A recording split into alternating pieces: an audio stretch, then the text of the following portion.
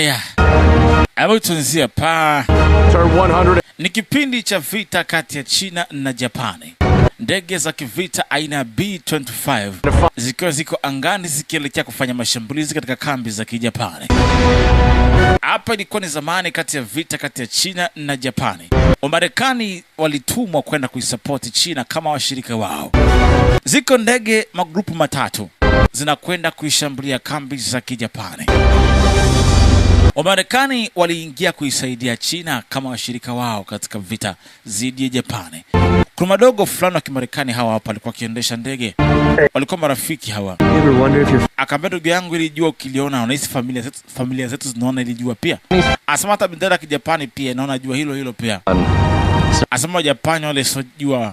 Hao Japani ni wapuzi wakubwa. Tunakwenda kuonesha adabu. Hasa wanakwenda kuisaidia China katika vita. Hao na Marekani wanakwenda kuisaidia China katika vita. Ama tuingie kwa Wachina wenyewe. Asema Waitalo wamejisalimisha, Wajerumani wameishia. Wajapani hawatakaa muda mrefu katika ardhi ya China. Makosa haruhusiwi kufanyika. Ichijo lazima afe. Ichijo kaua watu wetu wengi sana. Na Ichijo anahamishwa kuelekea Filipino. Ameua wananchi 48. Lazima Ichijo auawe. Alikuwa ni kamanda, anampa kazi kijana hawa mmoja wa kazi. Huyu ni kamanda mkuu. Alikuwa anampa taarifa kijana mmoja ambaye naye ni askari afisa. Huyu afisa aliambiwa Ichijo anahamishwa. Kuchukua nafasi kabla hajahamishwa kwenda upande mwingine, tumuue Ichijo. Ichijo anafaa afe. Mara mwisho tulimkosa katika mgahawa. Safari hii upasi kumkosa tena Ichijo, kumuua. Asema Ichijo anapenda mchezo wa bowling. Hawezi kuondoka hapa China bila kupita katika klabu yangu kucheza mchezo huo. Basi akisha unafanya kitu kumuua Ichijo, kamanda wa Kijapani. Nishazoea mheshimiwa. Nenda ingia kazini. Huyu mzee akampa kazi, akamwambia ingia kazini. Huyu jamaa yeye ni Mchina, lakini anafanya kazi pande mbili. Anafanya kazi kama shushushu wa Kichina, lakini pia anafanya kazi na Wajapani. Maana yake yeye ni mtu ambaye anafanya kazi kama mpambe wa Japani, lakini yeye ni Mchina mzalendo wa Kichina. Kwa hiyo anawachunguza wa Japani siri zao, anapeleka kwa China. Kwa hiyo anafanya kazi na watu wote wawili. Wanamuita Ward. Hebu tuingie katika mitaa ya Kichina huku Hongmong. Huu maisha ni magumu sana sababu wakati wa vita kwa maisha ni magumu kulikale. Kuna vijana fulani ambao ni wazalendo. Hawa ni vijana wazalendo katika nchi yao. Wakiwa hapa basi wanasubiri misaada ya michele iweze kuletwa. Asema nafikiri magunia ya mchele yataangushwa. Lakini ghafla juu zinapita ndege za kivita. Anasema inaonekana hapa leo mchele hautakuwepo. Wanajua hapa leo mchele hautakuwepo. Kuna bango la Kijapani liko pale. Binti akana kwa hasira sana. Hawaogopi wa Japani wanapong'oa mabango yao. Akaambia woga ubadilishi kitu wote mtoto. Akisha unakuwa jasiri siku zote. Mama alimwambia hivyo, akatoka kwa ishara fulani. Huko mtaani kuna binti mwingine mdogo alikuwa anacheza mchezo fulani wa chesi la Kichina. Huu mchezo unaitwaje? Mchezo wa drafti ya Kichina. Huu unaitwa Lion Rock, yani mchezo. Ghafla kasikia ndege zinapita. Mkisikia ndege zinapita, muinamisha vichwa chini. Sasa wakati ndege zinapita, zilikuwa ni ndege za wale watu wa Kimarekani wamekuja kuisaidia China. Wakati ndege zinakuja, zilionekana. Unaona? Wajapani waliziona ndege za Kimarekani zikija. Wakaambia degree 120. Hapo achie makombora. Sasa wakaachia makombora kwenye kambi za Kijapani. Unaona? Kambi za Kijapani zikashambuliwa na makombora ya Wamarekani. Kama inapigwa. Mashambulizi yakaanafanyika. Ndege zikaanza kupita pale juu. Lakini ndege za Kimarekani zikaanza kushambuliwa na ndege za Kijapani. Mheshimiwa tayari tushamaliza hilo eneo. Asema bado mko eneo husika, shusha mabomu endelea kushambulia. Asema hapana, tushavuka tuko eneo la wananchi. Asema hilo eneo pia ni sehemu ya shambulizi, achia mabomu yaende chini. Mabomu yaachilia huko chini. Mabomu yakaachiliwa. Kumbuka wananchi pia wanaishi karibu na kambi za Kijapani. Makombora yakaachiwa, yakuta baadhi ya wananchi wanaokaa karibu na lile eneo. Wananchi wengi pia wakahusika katika kufa katika ile eneo. Asema misheni yangu imeisha. Kama misheni imeisha, ondokeni. Kuambiwa ondoke, ghafla zikaja ndege za Kijapani zikawaona. Cheki, ndege za Kijapani zikawaona, wakaanza kushambulia ovyo ovyo. Ndege za Kijapani zikawaona. Unaona? Mheshimiwa, tunashambuliwa. Asema nimeona wanashambuliwa. Ndege za Kijapani zikawakuta. Nakumbuka hao ni Wamarekani. Wamarekani na Wajapani hawapatani kabisa. Wakati hao Wamarekani wanasupport China na China inapigwa na Wajapani. Cheki. Sasa ndege za Marekani zikaanza kuangushwa moja baada ya nyingine. Unaona? Ndege za Marekani zikaanza kuangushwa moja baada ya nyingine. Cheki, kama huyu ni Mjapani alikuwa anapita na huyu ni Marekani. Sasa wakaanza kuwindana ngani kwa ngani. Huyu akachora degree 68 akawapa ishara wenzie. Degree 68 tunakwenda. Unaona? Sasa wametumwa kuziangamiza ndege zote za Marekani zinaokuja katika hilo eneo. Asema geuka. Lakini kufika hapa akaona kuna kambi ya rada ya Kijapani iko hapa. Kuiona akashambuliwa. Bawa la ndege yake likapigwa. Unaona? Asema Ryan, ongea. Mwenzake mmoja akashambuliwa. Ndio huyo Ryan. Mwenzake Ryan akashambuliwa, akabaki peke yake. Sasa wamebaki wawili, yeye na mwenzake. Huku wanazidi kumalizwa. Lakini bado unaona kuna ndege ya Kijapani iko hapa. Huyu jamaa anawashusha wenzake wengi sana. Jamaa akaona potele mbali, huyu atamfuata. Akaamua kumfuata, akaanza kumshambulia. Unaona? Akaanza kumshambulia ovyo ovyo. Shambulia. Wakaanza kufukuzana ngani kwa ngani. Wakaanza kukimbizana. Kila mtu anaonyesha uwezo wake. Kisha walikutana uso kwa uso. Kila mtu anashambulia.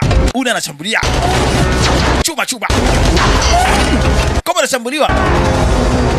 Sasa. Shambulia lakini wapi? Huyu Marekani ana machungu. Marekani ana uchungu, mwenzake ameweza kuuawa. Akapima. Chuba. Ikamkuta. Mjapani akapigwa jicho. Hello. Alingolewa jicho bwana na risasi. Jamaa akasema talipia. Wakavana uso kwa uso. Chuba. Lakini huyu Marekani bawa likaribika. Kufika hapa alimkwepa akapita. Lakini ndege lake liliharibika bawa. Ndege yake ilikwisha kuharibika bawa. Sasa ninaanguka kwa spidi kweli kweli. Anaikontrol lakini wapi? Amebakia peke yake. Wenzake wote wameuawa. Ikabidi afanye haraka afungue kioo cha ndege atoke haraka. Ndege ya kizamani ni ngumu kweli kweli. Anafungua dirisha apate kujitoa. Ndege anakwenda kugonga chini vibaya mno. Kabaki peke yake. Akajitoa. Ndege ikaenda peke yake. Alijitoa na parachute. Kisha ndege ikaenda ikiwa peke yake. Alifanikiwa kujiokoa. Ndugu zangu, kwanza kabisa asante kwa wote ambao tayari mmeanza kunisupport. Kwa muda mfupi tu tayari tumepata support nzuri sana. Kama bado hujachangia, huu ndio muda wako. Unaweza kunisupport hata kiasi kidogo tu. Support yako inanisaidia kuleta kazi nyingi zaidi, quality kali na upload za haraka. Link ipo kwenye bio. Asante sana kwa support yako. Anafanikiwa kujiokoa. Lakini yupo katika himaya ya Wajapani. Wajapani wanatawala China. Kwa hiyo yeye ametoka Marekani kuja kusapoti, lakini alionekana kwenye rada kwamba ameanguka maeneo haya.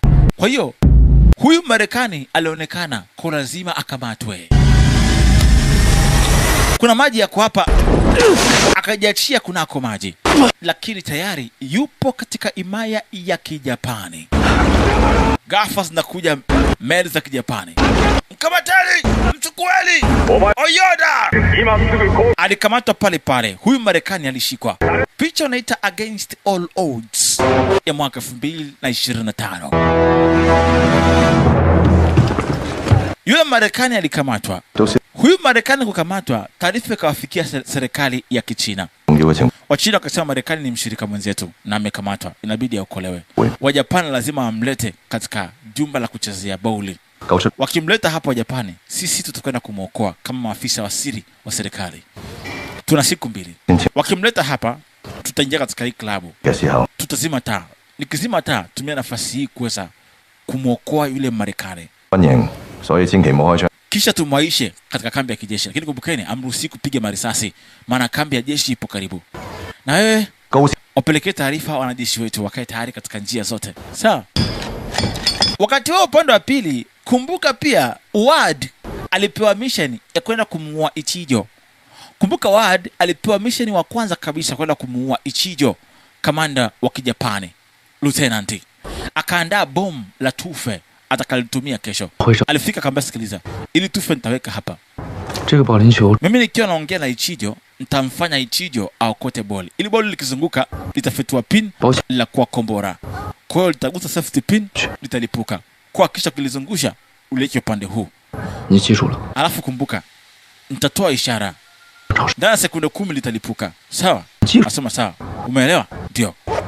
Kwa kesho akija hapa, mimi nitafanya napiga makofi hivi, uachie kombora. Sasa mtu ingie upande wa pili. Leo hapa Wajapani watakuja kumleta huyo mfungwa. Kwa hiyo baadhi ya watu wanakuja kumwokoa mfungwa na mwingine ametumwa kuja kumuua Ichijo. Hapa kunayo jumba la mchezo wa golf, mchezo wa tufe, wanaita bowling. Sasa hapa ni Hong Kong. Hapa ndipo mpango mzima wa kumwokoa na kwepo. Sasa Ward, yeye ni mpambe na ni chawa wa Japani, pia anafanya kazi na Wachina. Kwa alikuja nafahamika sana, akaingia hapa ndani. Jumba la nyendo hili limechangamka kweli kweli kama vile kasino. Lakini ndani wanacheza ule mchezo wa bowling ndani humo. Wanakuja matajiri na mabinti warembo nini. Sasa huyu jamaa alifika hapa, kumbuka na kazi ya kumuua Ichijo. Lieutenant akija hapa akishi kwamba anamuua. Na iruhusi kutumia risasi, wanabidi waue kwa full combat. Maana kambi ya kijeshi ya Japani hiko karibu hapa. Kwa hawaruhusi kutumia bunduki. Cheki, Wachina wanaonewa, manyanyaso. Wajapani wanatawala hapa, kwa hiyo ni kawaida Japani kuonea Wachina. Basi mchezo wa bowling ndo huu. Unarusha tufe, inagonga zile bowling kama hivyo. Ulinzi umeimarishwa kila pahali. Lakini hapa kuna watu wametumwa kumuokoa huyo Marekani atakapoletwa. Watakapomleta hapa, wao watamuokoa kutoka hapa. Kama huyu alikuja chap, akamuua mlinzi kimya kimya, chinja shingo ya mlinzi. Huyu kuona akashtuka, huyu alikuwa hajui. Wewe tulia. Huyu katuma mission ya kumuua Ichijo, kwa hajui kinachoendelea. Kwa kila mtu ana mission, ziko mission mbili hapa. Kuna ambao wametumwa kumuua Ichijo na wengine wametumwa kuja kuokoa. Ghafla Ichijo akaingia. Huyu ndo Lieutenant Ichijo. Ichijo ndo huyu, na huyu katumwa kumuua Ichijo. Ichijo ndio huyu. Ni Lieutenant anayetawala upande huu wa Hong Kong yote. Huyu akachukua mpira akauseti hapo. Ichijo anapenda kucheza mpira. Sasa Ichijo hakuwa amefurahishwa na yeye kuhamishwa. Kama yule mpiga picha ni askari anajifanya mpiga picha. Ichijo hakuwa amependa kuhamishwa. Mheshimiwa, ongera kwa kuhamishwa mheshimiwa, nasikia unakusafirisha. Unakwenda sehemu nyingine. Nini? Nisherekea kitu gani? Alikasirika. Nihamishwa. Uhamisho gani ambao si ufurahii huu? Hakufurahia kuweza kuhamishwa. Lakini huyu kaambua muue Ichijo. Ichijo anapenda kucheza mchezo wa bowling. Kama hivyo. Sasa inabidi afanye kitu. Akaita watu wake John. Embo kampeni kinywaji kizuri, tulia. Subiri kwanza. Unaona? Ichijo yuko hapa. Wakati wako unakuja mapya anaambia mimi na mission pia nifungulieni. Kila mtu ana mission yake hapa. Mheshimiwa, chukua mpira mwingine mheshimiwa. Karibu. Au nibadilishe mpira. Leta huo mpira. Akamamrisha mtu wake alete mpira, lakini mtu wake hakuleta. Gafa wakawa mleta Marekani. Yule Marekani ndo huyu, ni wakati anaingizwa. Nakumbuka walipanga wakati wanamuingiza Marekani, wao ndipo wamtoroshe. Sasa Wajapani wana tabia moja ya kuzalilisha mtu umemkamata. Na huyu jamaa yuko hapa. Jana alipasuliwa jicho kwenye ndege na huyu Marekani. Naye pia ana machungu. Jamaa akamwona Marekani kaletwa ndio. Lakini misheni yake ni kumuua Ichijo, sio kumkomboa Marekani. Akicheki begi liko pale kaliona. Alafu kuna mtu mwingine yuko pale. Yeye hakujua, lakini akaona na Wachina wenzake, akajua sio sawa. Sasa mpango ni kumuua Ichijo hapa. Amesogea. Sasa wanapenda kuwatesa wa Marekani kweli. Alimfuata. Piga kaje namna hii. Akaanza kumdhalilisha. Asema huyu ni mbwa wa Marekani amekamatwa katika maya yetu. Adumu mkuu wetu. Adumu. Adumu. Adumu. Adumu. Wanamshabikia kwamba utawala wao upate kudumu siku zote. Wazidi kuwakomesha Marekani kama hawa viherehere wanaokuja kuingilia katika nchi zao. Wakamwaga mali za Marekani ziko pale, watu wakaziokota na kwambia, "Wacha mali zangu. Waoga wakubwa yeye. Nyani waoga." Wakamfungulia kuja hapa. Unafanya nini? Unafanya nini? Unataka kufanya nini? Akamvuta kuja hapa. Wanapenda kudhalilisha kweli hawa. Wanapenda kudhalilisha kweli kweli hawa watu. Wataka mfanya onekane kama ni mbwa kweli. Asa lengo ni kumdhalilisha. Picha zipigwe zipelekwe Marekani.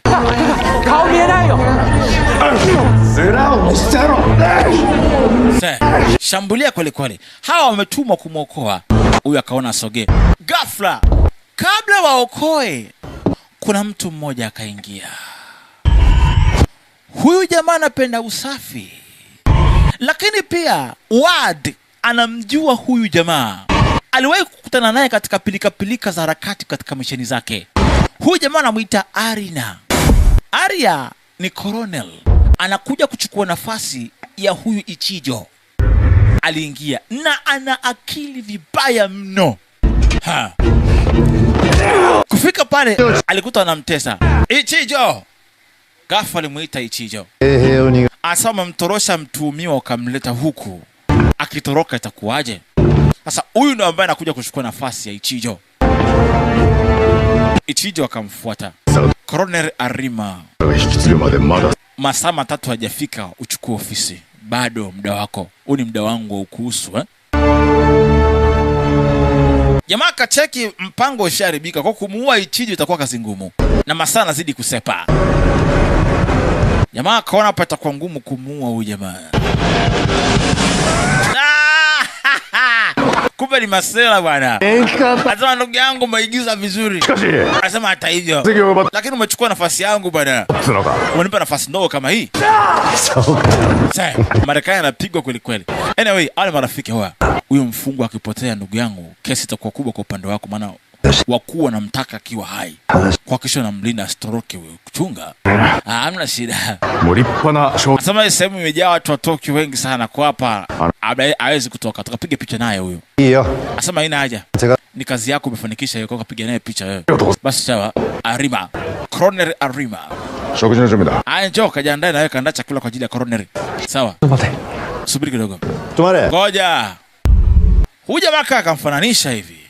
Kumbuka Ward alishakutana naye huyu jamaa kwenye pilika zake. Huyu nani? Anakusaidia nini mheshimiwa? Asema ni mtu wetu hapa Hong Kong anatufanyia kazi huyo. Atakuwa mshirika wako kuanzia sasa hivi. Umtunze Colonel Arima. Sawa. Wewe ndo kibaraka wa jumba la kifalme sio? Ndio la Kijapani. Ungependa kupiga picha na huyu Marekani au vipi? Tumzalilisha huyo. Asa kana piga picha kwa namtesa huyu Marekani. Hapana mheshimiwa, haina haja. Jamaa kana mpima kijanja, akamwambia nakutania tu. Natumai tutafanya kazi kwa ushirikiano mimi na wewe. Maana baada ya huyu kuondoka nitakuwa mimi niko na wewe tu hapa muda wote. Na sasa huyu jamaa na akili kashamfananisha kama washaka kukutana hivi. Njoo tunyoote leo. Akamkaribisha wanyo wote, lakini ni kama anamfananisha Ward ashai kumuona mahali katika pilika zake za kijeshi. Asa namwangalia kwa macho ya tahadhari sana. Shanghai. Umetokea Shanghai Ndio. Nilifanya kazi katika jumba la kiwanda cha vinywaji. Mzee akana muangalia kama hii sura songeni mbele yake, kwa anamcheki kwa tahadhari kweli. Ana akili kweli huyu jamaa. Akana mcheki kwa tahadhari kubwa sana. Kama huyu jamaa shai kumuona hivi. Unafahamu harufu ya damu na pombe kichanganywa? Hapana mheshimiwa, sifahamu. Lakini anakumbuka washai kuvamia jumba la kiwanda cha vinywaji na akamuonaga huyu jamaa, ila anamfananisha. Miaka miwili iliyopita bwana tulivamia kiwanda cha Kichina cha Obon, tulivamia kiwanda cha Shanghai cha pombe na tukaua wa China 20 pale, tukaua. Na wakati ule Mchina mmoja alitoroka bwana, akamekimbia kupitia chemba za mavi. Na tukumuona tena huyo Mchina, alitorokaga huyo mmoja tu. Ni kweli, poleni. Aibu ni kwamba ile pombe ilipotea bure. Asama ile siku huyo jamaa alitorokea kupitia chemba za mavi na chemba za uchafu, alitorokea akaondoka. Jamaa nakumbuka ni yeye ambaye alitorokea chemba za uchafu, ni kweli. Asema kumbukumbu yangu kama haijakaa sawa hivi. Sura yake jamaa ni kama inafanana fulani hivi. Sasa huyu jamaa alipoangalia, kumbe huyu Arima ashai kumuona sura huyu jamaa kipindi hicho, ila hakumuona vizuri. Ila sasa anamfananisha kama ni yeye au sio yeye, kwa anampima kwa maswali kijanja. Piga chuma akamkosa, akamevuka. Naye akapigwa ya mguu. Lakini alikariri namba ya kiatu cha huyu jamaa. Asema sawa, watu wengi wanaifaa kunikimbia, ila huyu bwana alifanikiwa kunitoroka. Mheshimiwa pole. Okay. Kiatu chako kina namba 27. Unavaa namba 27 ya kiatu, si ndio? Anaongea kwa tahadhari kama anampima hivi. Asema njoo tucheze wote. Na tutashindana mimi na wewe. Njoo tucheze wote mchezo. Namba 27 na 28 hebu leta hapa. Lete matufe tucheze. Asa mpango wa misheni yake uko umeharibika. Upande wa nje lakini maaskari wanajipanga kumtorosha yule Marekani. Mpango ni kumtorosha yule Marekani hapo ndani. Binti anawagia karatasi, anawazuga. Anamwaga karatasi, anawazuga, akipita hawapata kuingia upande wa ndani. Naona hawa fasta wanaingia upande wa ndani. Hawa kavaa kama askari chap, wakaja wakafunga mlango hapo chapu, wakatulia. Naenda wapi? Huku nasubiri muda ufike. Huyu akaona alianzishe, akamtusi pale, akaandika moron, yani mtu fulani katili au bedui. Aliandika pale. Sasa viatu vikaletwa namba 27 na 28. Anataka mpime viatu kama vinamwenea. Anakumbuka anamfananisha na mtu ambaye alipigana naye kipindi fulani. Wakati huo jamaa ambaye anamisha na kumuokoa Marekani akaanzisha ugomvi. Mheshimiwa karibu. Huku Marekani wanamfanya vile wanataka kumfanya. Huyu mmoja akachukua mpira kama ameandika tusi. Moron. Ntukana huyo. Akamrushia Arima. Amekutusi. Na anakuchokoza Ichijo huyo. Kuna mtu yuko pale. Akahisi kuna mtu katika upande wa tufe na kwenda. Ghafla akazima umeme. Umeme ukazimwa. Umeme kuzimwa, mpango uanzie pale pale. Wewe nikatakata hapa kuangalia kama kuna mtu. Yaani mlindani Marekani asibiwe. Ghafla kumbe wanawake walikuwa ingia hapa, wange ni maaskari. Cheki. Fasta wakaanza kushambulia. Atambulizi akaanza pale pale. Binti akaingia kazini pale pale. Chapo wa Japani bela. Nikichapo. Kapindua wote. Haruhusi kupiga risasi. Maana kambi iko karibu na hapa. Fata. Tembeza kichapo cha hatari. Wakamchukua. Sikiza, si marafiki zako tunakutoa hapa. Ghafla kaingia mtu mwingine. Jamaa akaona alianzisha. Akaona alianzisha pale pale. Akalianzisha pale pale. Huku mechi inawaka. Ichijo anakutana ndani hapa. Mechi inapigwa. Wakati huo huyu Mjapani mmoja ana hasira na Marekani, alimshambulia jicho siku zile. Marekani alimtoboa jicho, ana hasira naye bado. Upande pili pia Ichijo anakata panga kweli kweli, anatumia uswadi, akapora uswadi kuja pa akamwangushia kwa misumari. Chini na misumari. Mimi hapo chini. Mechi ile upande pili. Colonel Arima yuko na wadi. Washambuliana na wadi hapa. Kama nawekwa. Mechi inawaka hapo. Wali nipasua jicho kwenye ndege siku zile. Leo nakumaliza wewe. Akaambia mpuzi wewe. Funga dawa. Takumuua. Wakaingia kumsaidia. Chuma inapigwa. Akishani Marekani achukuliwi. Huyo Marekani ni wa muhimu sana kwao. Wajapanya na mtaka Marekani ni wa kwao huyo. Mechi inawaka upande pili. Dani anaingia pale pale kutoa msaada. Huyu komando wa Kijapani ameuka kweli kweli. Waje anapita hapa, anamkuta mtu wake, vipi? Bomu liko wapi? Liko nani humo? Akaamba bomu liko humo. Arima anakuja. Akatoroka. Nitoe mtu kwa Marekani asiende. Mechi inawaka. Kuna komando wa Kijapani yuko hapa. Kuna komando wa Kijapani ni mgumu kuua. Huyu chongo. Yuko chongo lakini yuko fiti kweli kweli. Anamtaka mpaka Marekani alimpasua jicho. Ikabidi wamchangie wote wawili. Amekuwa mgumu kumuua. Pale pale. Weka mkono lakini wapi? Kamchangia wawili mpaka mtupia huko. Jamaa kazima hapo hapo. Marekani ndio huyu wanamtorosha. Ghafla askari wa Kijapani wameingia. Askari wa Kijapani wanaingia pale ndani. Wajapani wamefika kwa wingi kweli kweli. Wacha msimuue Marekani. Anatakiwa akiwa hai huyo. Sasa Ward akachukua lile tufe lenye kombora akaliunganisha pale. Huyo Marekani achukuliwa akiwa uhai. Kufika hapa akaona tufe. Huyu jamaa kuona alijua ni bomu. Kimbieni! Kombora likalipuka. Si mchezo. Sasa vikosi vinazidi kuongezwa. Upande wa nje pia kuna askari wamejipanga wako hapa. Pale pale wakatoa msaada kusaidia wenzao walioko na upande wa ndani. Wakaangushia bendera ziko na mafuta. Pisha wanamtorosha. Kisha wanawasha mioto kuwazuga askari na kuwachomea upande wa ndani. Chuma chuma. Fika pale. Chapa chuma. Tutoke nje ya mji wa Anchai kwanza. Tutoke hapa Hong Kong kwanza. Chuma chuma. Nyuma yako. Chuma. Fasta Marekani. Marekani aokolewe haraka haraka. Huyu ni mshirika wao. Aroma alikasirika. Arima alikasirika kweli kweli. Marekani ametoroshwa mbele ya macho yake akiona. Ichijo akafariki hapo hapo. Pisha njia. Kama usiki kaa pembeni. Wajapani wanaangushwa na kuuawa. Marekani aokolewe haraka haraka. Kazi inaisha, wote wanatoka pale. Sasa kazi imeisha.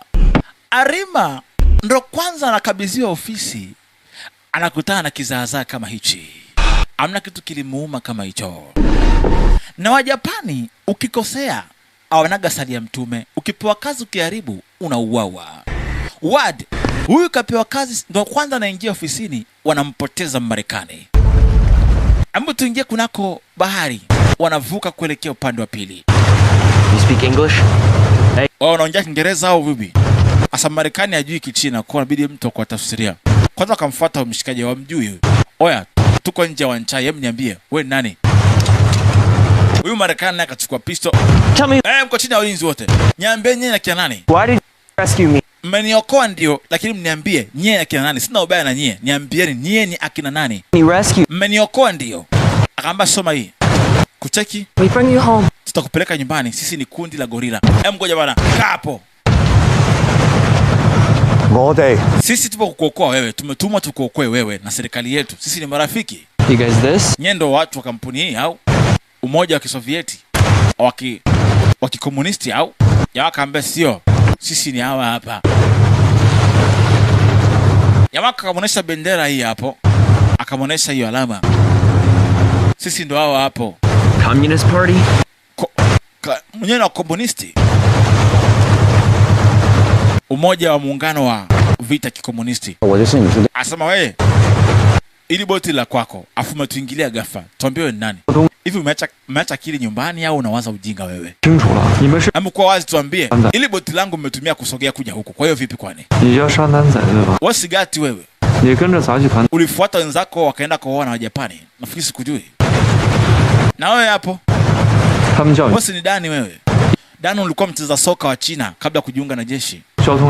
Na yule pale binti, familia yake iliuawa na Wajapani. Yeye anafanya kazi kama mpelelezi wenu, si ndio? Na kikundi cha gorila. Na wewe hapo, wewe ni msomi. Lakini mabinti zako watatu waliuawa na Mjapani na walikuchorea hapo kwenye bunduki yako. Unaona? Nyie wote mmeungana mkaunda kundi linaloitwa gorila, mashujaa. Si ndio? Ni kawaida adui yetu kutujua pia. Hata adui pia utujua vizuri. Siku mbili zilizopita nilipata kazi ya kwenda kumuua Ichijo. Misheni yangu ni kumuua Ichijo. Lakini nyie mmeingia ghafla. Ila mlikuwa mna bahati. Misheni yangu kumuua Ichijo imeshindikana na nyie mmeingia ghafla mkaribu mpango wangu. Mimi nilikuwa na misheni yangu na nyie na misheni yetu. Lakini tumeingiliana ghafla. Hadi mtu wangu mmoja amekufa sababu yako wewe. Na mimi nishajulikana ni msaliti sasa na Wajapani. Upande wa pili, Arima Coroner amechanganyikiwa. Huyo mtu kaibiwa. wakuu wake wanamtaka Marekani akiwa hai na tayari kaibiwa. Asema funga bichi zote, funga mitaa yote, kundi la gorila lisitoke hapa Hong Kong, wapatikane haraka iwezekanavyo. Fanyeni juu chini, hao watu wapatikane haraka iwezekanavyo. Ndio akikosa, akishindwa kumpata hana kazi na hata uwawa. Wajapani wanaga sali ya ntume kwenye kazi. Embo mchezo wa kujificha uanze, tutafutane. Halo, asema tutafutane mpaka tupatane. Embo tuanze. Wakiwa katikati ya maji, asa wana meli ya kivita kijapani inapita hapa. Meli ya kivita kijapani inapita. Akamba mstari, subiri. Ngoja. Msikurupuke, tulie tu. So you do speak English? Unaongea Kiingereza au? Asubiri. Akaambia shusheni maturubai, mimi nitaongea nao. Ghafla alikuta meli ya kijapani inapita. Mnaambiwa mjitambulishe au mshambuliwe. Nyake nani? Sasa tulia. Mimi nitaongea nao. Wadi alifanya kazi nao kwa nawaelewa. Wadi anajua Kijapani kwa akawajibu. Sisi tunaelekea Smile. Hagashi kaamrisha nipeleke madawa ya haraka. Mimi ni Hagashi hapa Ward. Unafanya nini baharini usiku huu? Nimepasa dharura kuelekea penicillin. Kuna wagonjwa wengi sana wa vita. Kuna peleka madawa kwa haraka iwezekanavyo tukatibu wagonjwa kule. Haipasi kuchelewesha, ni ghafla sana. Na nikichelewesha, mheshimiwa atawajibishwa. Sawa, mmeruhusiwa kupita. Basi akaruhusiwa aweze kupita bila kushambuliwa. Alisema kwamba anapeleka madawa. Kuna majeruhi wengi wa kivita, wagonjwa ni wengi kule wa kivita. Inabidi wapeleke madawa kwa haraka zaidi. Kwa hiyo Wajapani wakawaacha wapite, nao wakapita. Kwa hiyo ikawa imeisha hiyo. Aliongea nao Kijapani.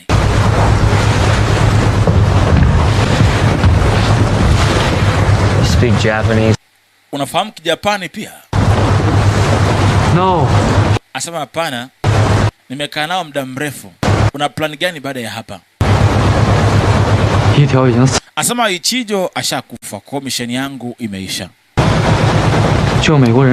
Kumwokoa Marekani ni misheni yenu, kwa itakuwa yangu pia, kwa sababu tumekutana. Nitawasaidia pia kumwokoa Marekani mpaka afike sehemu anaenda.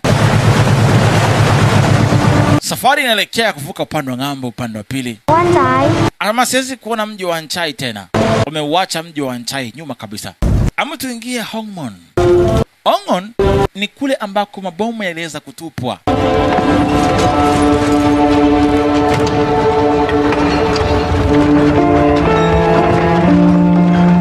Huku mabomu yaliweza kutupwa mengi sana. Kwa maafa ni makubwa mno, wananchi wamekufa, majumba yamebomolewa, miundombinu imeharibika. Basi wakati wanamvusha Marekani walimficha katika maiti. Jamaa anachungulia na cheki, anaona kabisa mabomu aliyoyaangusha yeye na wenzake, kwa bahati mbaya katika eneo hili kwa kufuata amri, yameweza kuharibu watu wengi zaidi. Maeneo haya watu wamekufa, hasara ni kubwa mno. Anakumbuka walipita hapa na ndege zao wakaachia makombora kutokana na amri. Aliwaambia wakuu wake ile eneo la raia, lakini wakuu wakaamrisha achilie makombora kama amri inavyosema. Kwa hakuwa na jinsi, aliachia makombora katika ile eneo. Aligundua kuwa walifanya makosa makubwa, na hawa ndio watu wanamuokoa leo. Watu ambao waliwaua kwa bahati mbaya, na wanamuokoa maisha yake leo, uweze amini. Basi walivuka mji wa Hongham, wakaelekea kunako pori mbele kidogo, kuna mlima, kumpeleka huyu jamaa katika eneo lao, mahali wenzake watakuja kumkuta hapo.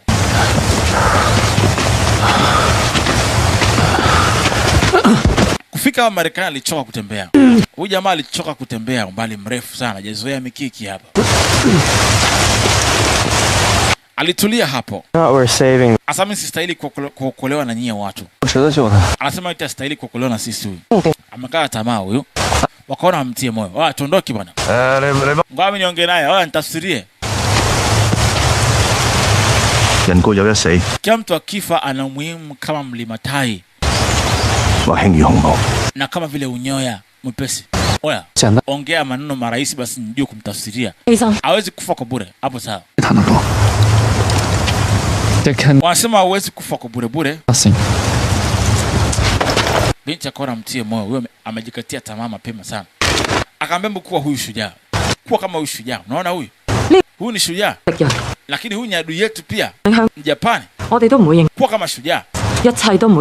Hajalishi kwa vipi. Wajapani ndo maadui zetu wote wawili. Huyo jamaa hapo alipigania China kabla ya kufa na kuuana Wajapani. Kuwa kama yeye. Jamaa akaambia rudini huko, mimi nitaongea naye. Anyway, leta maji ya kunywa kidogo.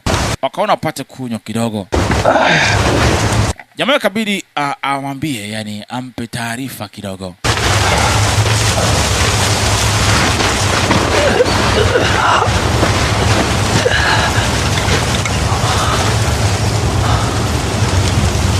Rick's Cafe. Rick's Cafe. Hii movie ni Casablanca, niliangaliaga ya movie. Mimi niliona hapa Shanghai. Asema ndio naipenda hiyo movie ya. You like movie? Kwa nini naipenda hiyo movie? What like? Kwa nini naipenda hiyo movie? Asema nampenda Rick katika hii movie. Kwa nini nampenda Rick? Yeah. Anatoa maisha yake kwa ajili ya watu wengine. Anasaidia wenzake huku naye anakufa.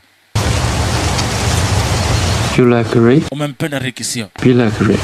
Au ungependa kuwa kama Rick, anatoa maisha yake kwa ajili ya watu wengine? Unaona hii picha? Huyu ni shujaa wa Kichina leo wana wa Japani, leo kwa China mara nyingi sana. Je, ungependa kuwa kama huyu jamaa shujaa au uwe kama Rick uliyemuona kwenye movie? Shujaa? Asema ndio. Ungependa kuwa mtu anayekumbukwa kama shujaa au uwe kama Rick? Okay. Mtu yote anayepigania nchi na kufa, basi huo ukumbukwe kama shujaa siku zote, kwa kumbukumbu yake haipotei. Basi kamtia moyo pale kama kutoka. Sasa mchizi mmoja machachari kweli jamaa akaja hapa huyo. Akamboya vaa buti hizo hapo. Huku mlimani viatu kama vinafaa. Tuna pesa au sio? Vaa viatu vitakusaidia mwanangu. Vaa hivyo tulivyo navyo. Alafu angalia. Wewe akaona jamaa na saa mkononi, hii saa ya Kimarekani. Ya akaambia nipe hii saa. Kwa China hapa tuna kauli. Mgeni akija tunabadilishana vitu. Nampa cha kwangu, ananipa cha kwake. Kama sema kumkaribisha mgeni. Basi alimkabidhi pale. Mtu ingia kwenye pango la Wangshan Cave.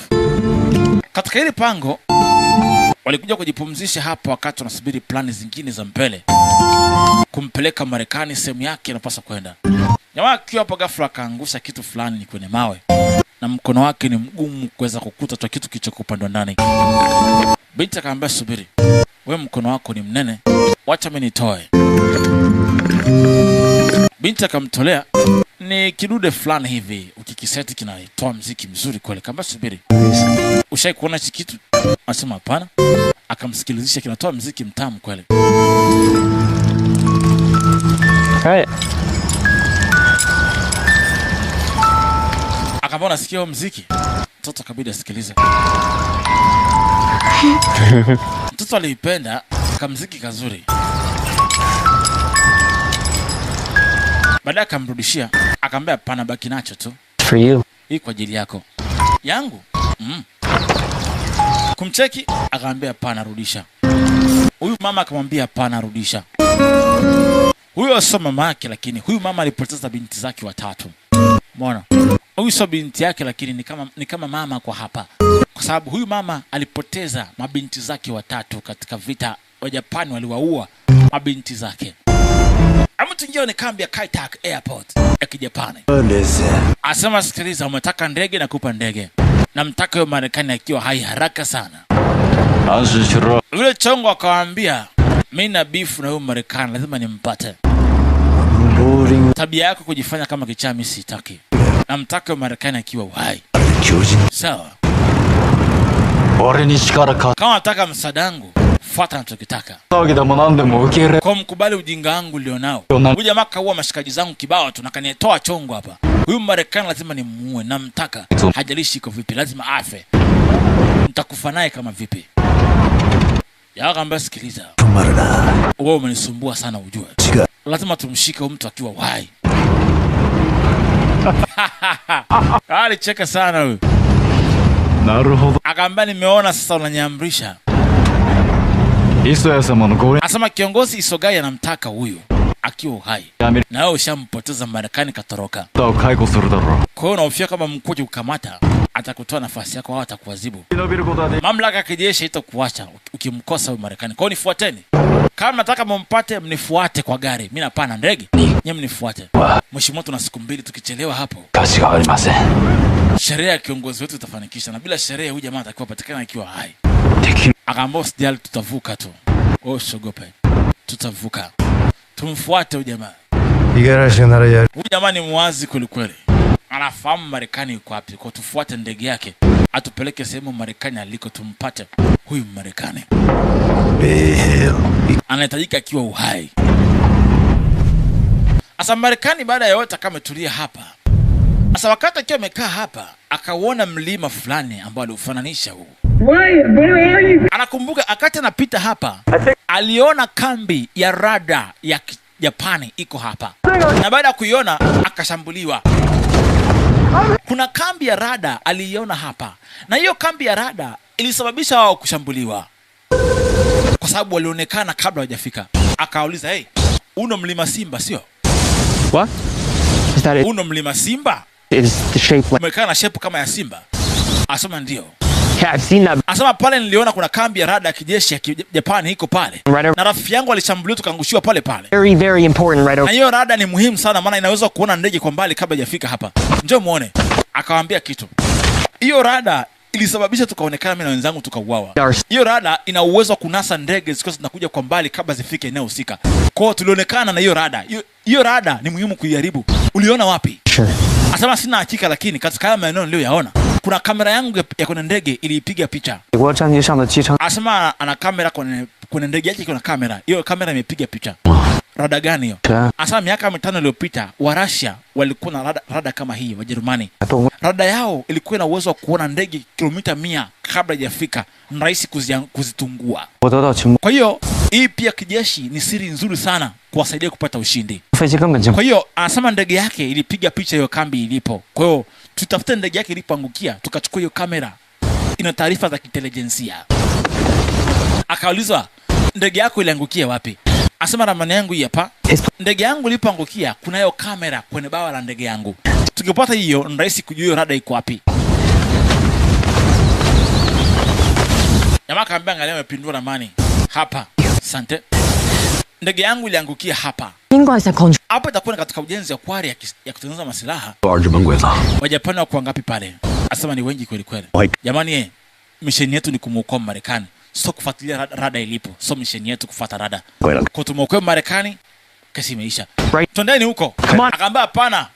Kukuokoa wewe ndio misheni yetu. Amweze kunizuia. Mwenzangu alikufa, aliuawa na hao watu. Na aliona rada iko pale. Rada iko hapo, njoo pembeni tuongee. Ikabidi Ward amweleweshe Dan.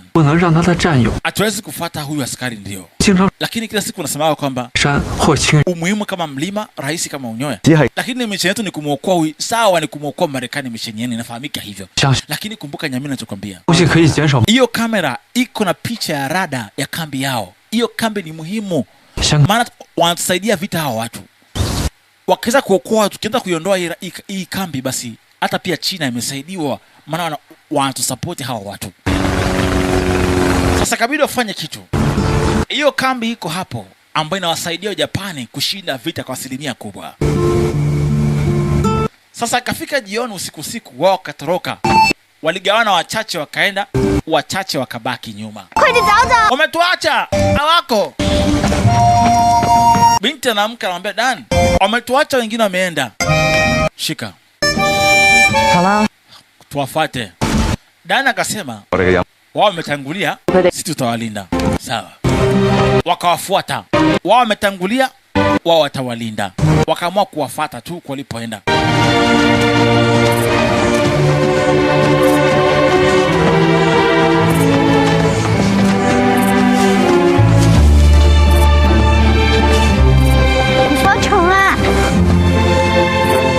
螢火蟲發光咧，係去揾朋友；丹哥發光咧，係去救朋友。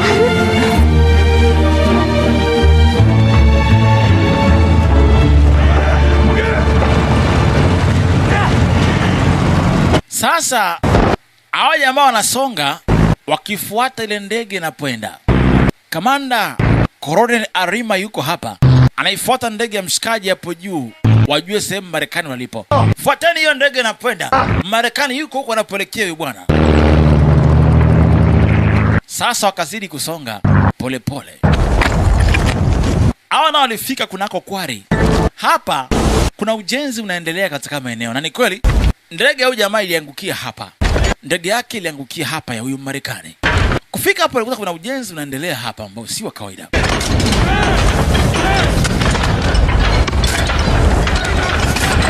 Akaambia, "Wewe, nisaidie binoculars yako. Nipe hiyo darubini."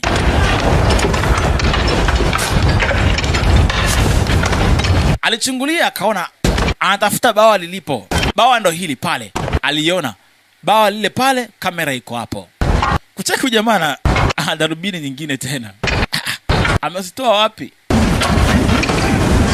Jamaa akiwa Mjapani anachukua darubini. Darubini anazichukua. Emleta hiyo. Akawa amechukua hiyo, yakachukua nyingine tena. Anazo nyingi. Wewe unataka kufanya biashara ya darubini nini? Alipoangalia wanahamisha kichwa cha ndege yake, wanapeleka sehemu nyingine. Anasema sijui wanapeleka wapi kichwa cha ndege yangu. Sio kama ni kitu cha muhimu sana. Anasema hiyo haina umuhimu wote. Sinakuwa tu gofu la kawaida. Anasema sijui hiyo kichwa haina hela yote. Mbona anakichukua kichwa cha ndege wanapeleka wapi? Sio kuhusu pesa hapo. Hapo wasikia. Wajapani wakiona mnapita hivi na ndege wakiwatungua, kwao ni heshima. Yaani kwao ni kuongezwa cheo. Kwa hiyo ndege ni ushahidi kwamba alikushambulia. We go get the camera. Anataka nikachukue kamera iko pale. Anasema kwenye bawa pale kuna kamera, twende wote. Naongea kuhusu nini, mbona sieleki lugha chenu na nyie? Sasa huyu mmoja anafahamu kutafsiri lugha ya Kichina na Kizungu. Jamaa akaangalia akaona kuna kengele iko pale. Akamba sikiliza. Pale kuna kengele pale. Hapo aende kwa plan ili wachukue kamera. Asema sikiliza. Weka kagonge pale kwa itafanya kazi wote wakusanyika sehemu moja. Sawa? Mimi nitaenda kuwazuga. Alafu sikiliza, wewe utakwenda na mimi, utapanda pale juu, kisha unangoa kamera mara moja. Mimi na wazuga wa Japan. Haya, waligawana kazi. Yeye akaenda kuwazuga sana fahamika. Huyu akaenda kupiga kengele ili wafanyakazi wote waje. Zarura! Zarura! Mabomu yanakuja. Wacha uongo wewe. Endelea na kazi. Huyu jamaa akawafuata kuwazuga. Wakati Marekani pia anapanda. Oya jamani, viongozi habari zenu. Maskanazo. Wewe mtawapi? Wakati unaongea, huyu jamaa anapanda kuchukua kamera. Wewe ni nani?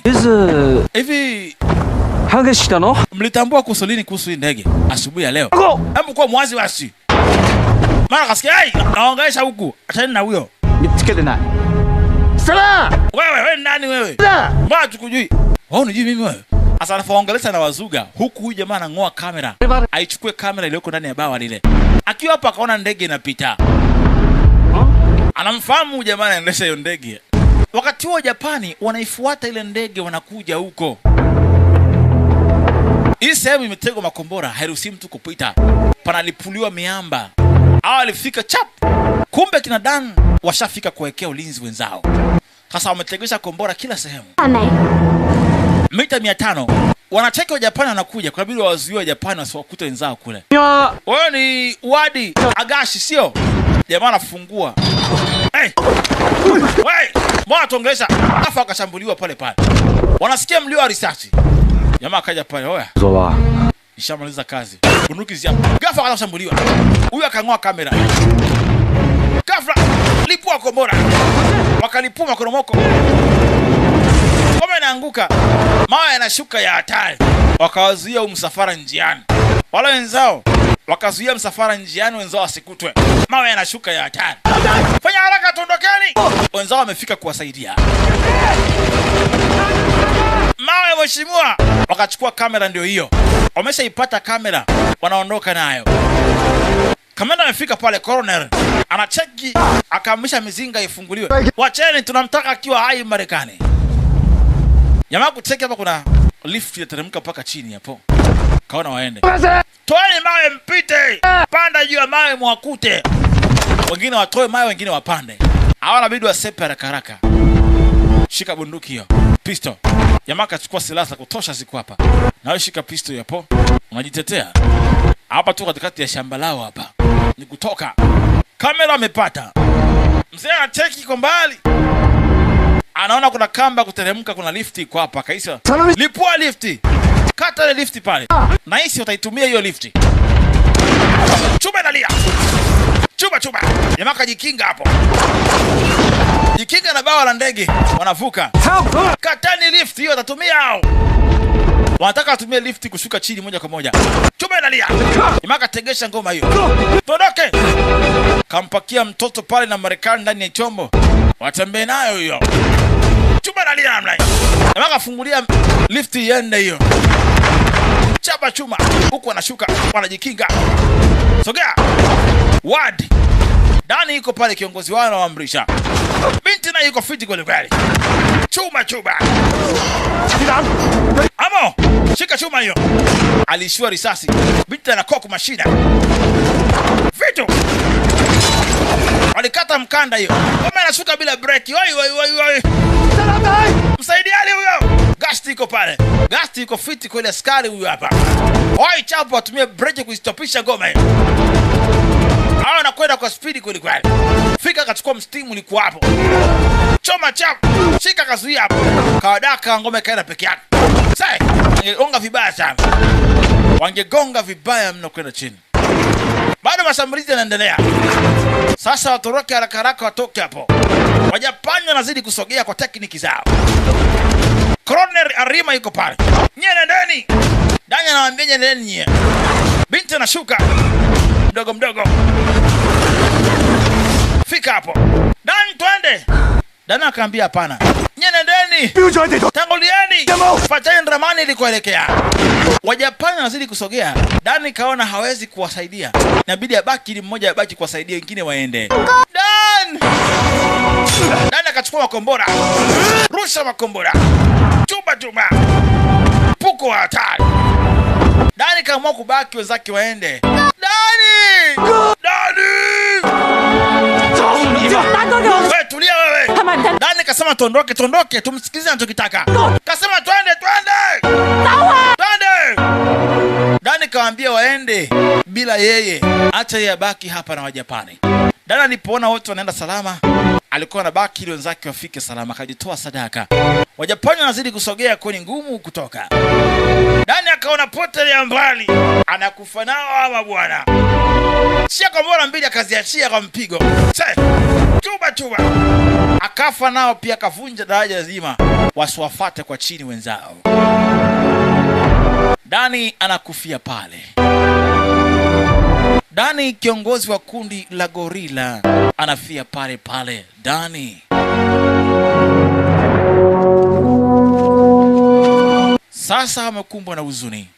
Kundi la gorila liyepoteza mtu mmoja. Kamera amepata, lakini mtu wao muhimu hayupo. Gasti alikasirika mno aise. Mshikaji wake amekufa sababu ya huyu jamaa huyu na kamera yake huyo. Fuata kampushi kwa hasira. Kwa sababu yake huyu bwana huyo. Na makamera yake.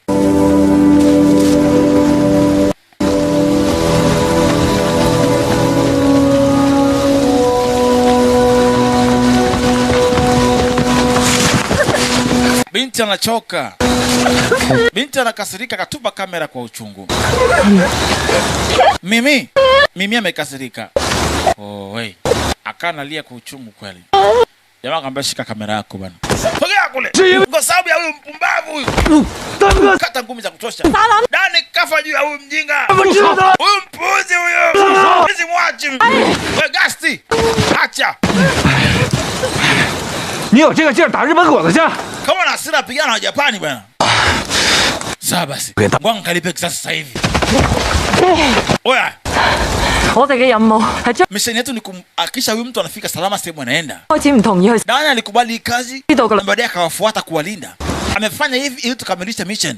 Huwezi kwenda kichwa namna hii. Fuata mission Dani aliyosema. Amekufa ili mission ikamilike. Ndege inapita hapo. Wakazima taa.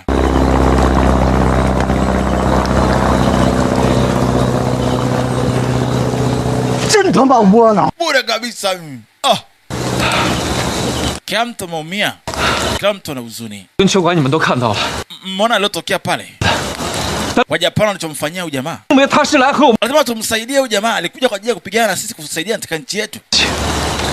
Ndege zao nyingi zimelipuliwa, watu wengi wamekufa. 你说要不要救？ Hebu niambie, 该不该救？ tunafaa kumwokoa, tufai kumwokoa? Huyu ni mgeni, amekuja kutusaidia nchi yetu kupigania na maadui hawa. Jamaa akampa hiyo kamera, shika bana. Wakaona ni kweli mgeni amekuja kutusaidia katika vita, uweze kumkasirikia. Wote mnakuwa kitu kimoja, mnafaa kuwa kitu kimoja.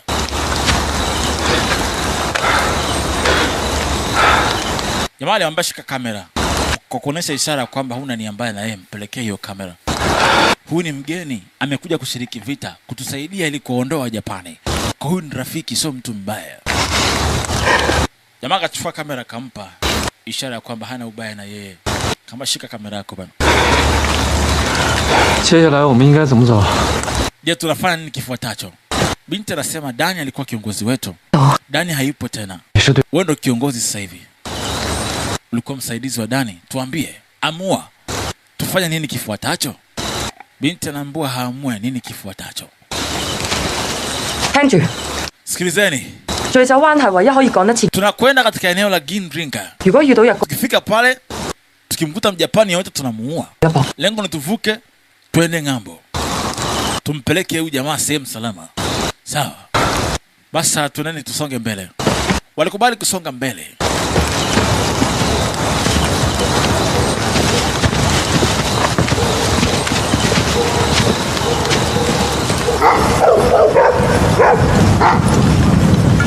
Wajapani wanakuja na mbwa.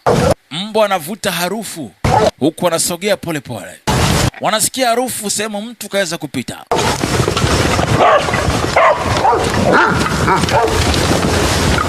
Wanafuata harufu. Ndege inawafuata, wanaifuata ndege huku wanafuata harufu vile vile. Mzee anacheki masaa anazidi kwenda. Bado masaa 6 mheshimiwa panakucha. Hajampata Marekani itakuwaje? Wala sitaji masaa mengi kiasi hicho, nitampata tu. Sitaji masaa mengi mna. Tusonge mbele. Colonel anasema masaa 6 ni mengi sana kumpata. Nitampata huyu Marekani tu. Colonel kichwa kinamuuma. Baada ya kuona mvua inanyesha, waliingia kunako eneo la dharura, wakajificha katika magofu ya zamani yaliyokuweko hapa.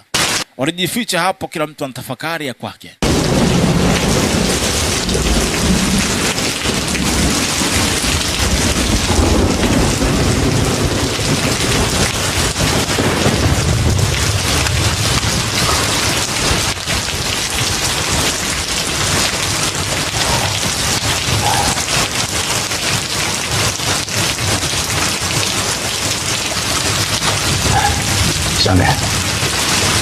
Jamaa akamwambia mimi, sikiliza. Mimi hii ni pistol. Pistol ina risasi 8. Ukitaka kutumia unaijaza. Na ukiwa unaijaza hii pistol, hakikisha kwamba risasi zote zinaangalia chini. Risasi zote ziangalie chini. Hii itaokoa maisha yako kwa dharura. Akana mfundisha mtoto kutumia bunduki. Binti akaona hizo sawa. Anamfundisha mtoto kutumia bunduki kwa nini? Akampora. Kama liko lingine nyingo. Kwa nini anamfundisha kujifunza kutumia silaha mtoto bado ni mdogo? Hafai kutumia sasa hivi. Ndio. Kwa Japani watu wabaya. Wala sio binadamu wa Japani wale. Wanaua mtu yote unayemuona. Ni wanyama wale, wanafaa kuuawa. Mtu atakiwaona anafaa kuua mtu atakiwaona. Kwa nini anamfundisha mtoto kujihami? Dada, sikiliza dada. Mimi ana miaka 9 huyu mtoto. Ana miaka 9 huyu binti. Nataka nihakikishe kwamba anakuwa salama. Nataka mtoto huyu aishi kwa furaha. Nimekosea nini hapo?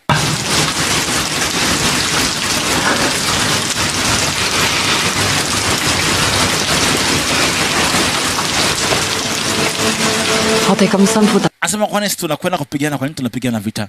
Tunapigana vita kwa ajili ya watoto wetu waishi kwa amani. Watoto wetu waishi kwa amani na furaha, sio kujua silaha. Tunapigana vita sisi ili watoto wetu wafurahie baadaye, waishi kwa amani. Sio kuwafundisha watoto wetu kutumia silaha, hapana. Hilo sio lengo letu.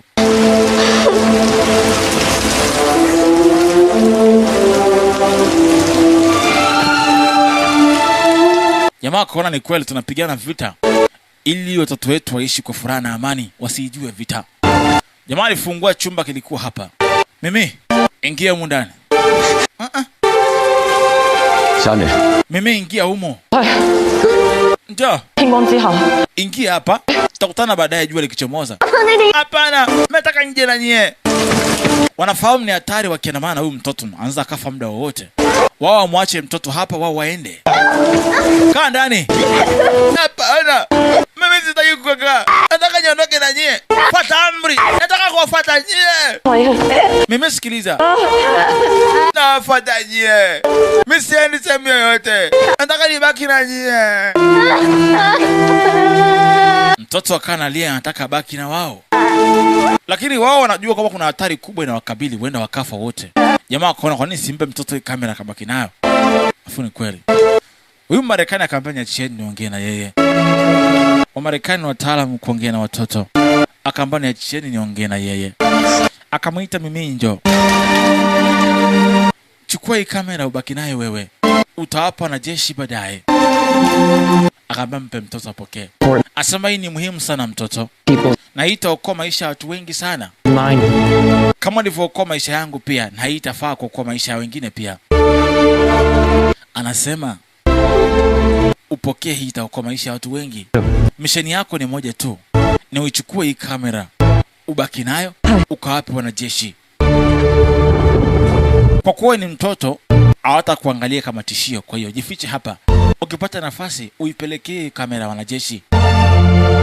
Mimi anafahamu wanajeshi, anafahamu kambi ya jeshi ilipo, akawapa. Hii baki hapo.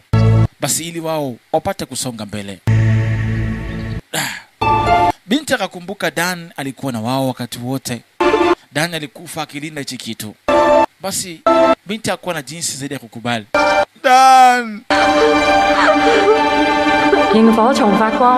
Basi walimtaka mtoto ajifiche. Wao wanaweza wakafa, kwao ni sawa.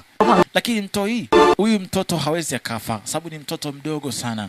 Hawawezi wakaandamana na yeye kufa kwa harakati zao. Wao akifa ni sawa, lakini mtoto hapana.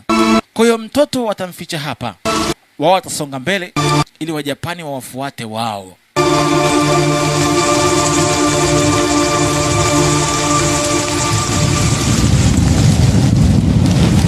Basi binti alikubali kufichwa, japo hakupenda, lakini kwa kuwa ni hali ilivyo, ilibidi akubali. Ngoja. Jamaa nakumbuka na kile kizawadi. Hichi kizawadi kinamsaidia mtoto kutuliza hofu, mashaka. Kale kamziki kale. Akamuonesha unafinya hapa, kamziki kazuri kanatokea. Ako kamziki kanaondoa hofu na mashaka, kanakupa utulivu wa moyo.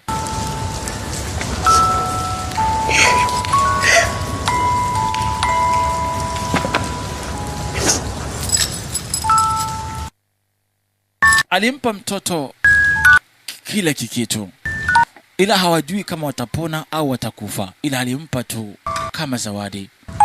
Binti abaki nacho kimsindikize. Wao hawajui kama watakufa au watabaki, hawajui kama wataishi, hawajui kama watabaki kuwa hai, lakini mtoto kapewa misheni yake moja tu, afikisha hiyo kamera kwa wanajeshi wa Kichina. Basi mtoto anajua ameachiwa jukumu kubwa sana kulitimiza.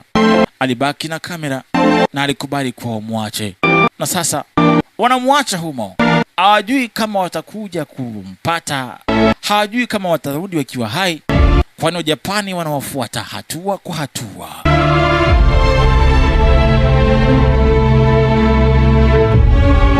Walimfungia Mimi pale ndani. Yule mtoto anamuita Mimi.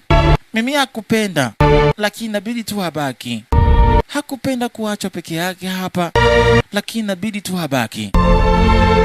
Wao wanasonga mbele. Vita inawakabili ni kubwa na hawajui kama watapona. Mimi analia, maskini wa Mungu. Lakini wamemwacha hapo, pana usalama kwa asilimia kubwa. Sasa wapange mpango ufuatao. Asante, tunapita hapa kwa mlima Shanti. Tunavuka. Wajapani lazima wapo. Wajapani wanapiga msako, wanakuja kila njia wanaopita. Asema kundi la gorila lajawa mbali kutoka hapa. Lazima wako tu. 行最走灣防線， Asa tunapita polepole hapo. Ukifika hapa 英軍留低， tutakaa hapo. 就一 Ndio sehemu ya Japani ambao wanakuja katika ile eneo. Lazima tukutane nao katika ile eneo. 巡邏。 Ila baada ya hapo tunapita katika njia ya tunnel ya chini kwa chini ya kubukia upande wa pili. Hapa kuna njia kubwa. Asema basi hapo ndio sehemu pana silaha pia zilifichwaga hapo.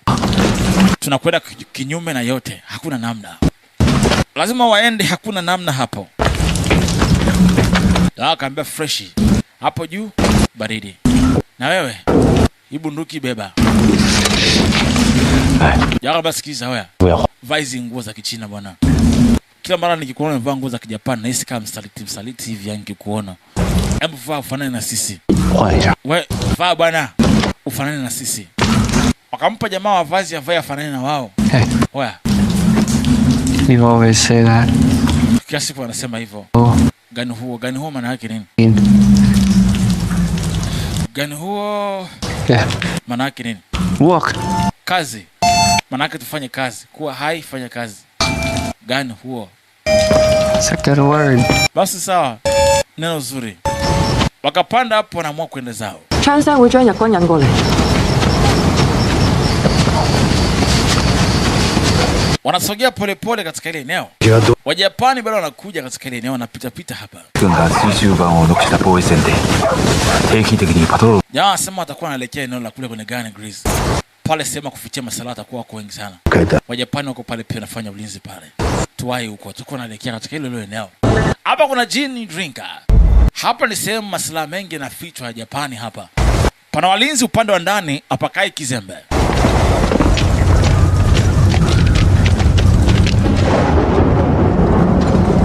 Sasa wanaingia upande wa ndani. Wanavuka kupitia hili pango. Andaki la chini kwa chini huko wanapita. Kuna ulinzi wa kutosha. Wanasikia mluzi. Mjapani anafanya ulinzi, mmoja anakojoa hapa juu.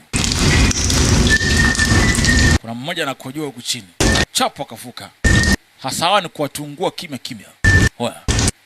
Unapita chapu na ua, tukio upande wa pili nyia, unasonga mbele. Au sio? Gasti iko faster kweli. Anafungua njia huyo. Gasti akasema tulia hapa. Mimi naingia.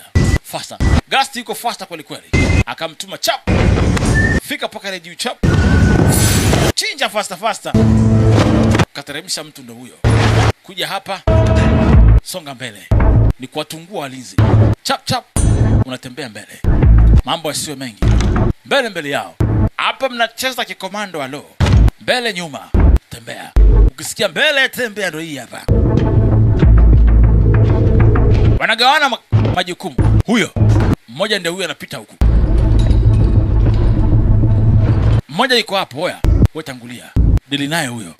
Chap jamaa akamzungukia. Gasti anawachukia Japani vibaya mno. Ngoja. Leta mimi niende. Za mlango hoya poa. Marekani akaenda mwenyewe. Chap. Weka fasa. Chinja chingo. Tulia. Usipige risasi. Mpa kitu namna hii. Wako wengi hapa. Wasoruhusu usipige risasi. Wahakikisha kwamba wapige risasi.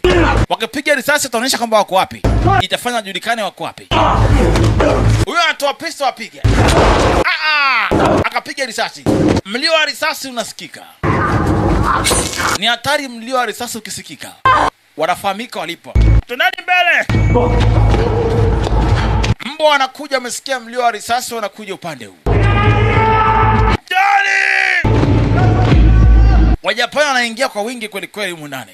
Wanaingia kwa wingi hoya. Songa. Pita naye huyo. Fast akaingia porani chap. Fast anazungumzia upande wa pili.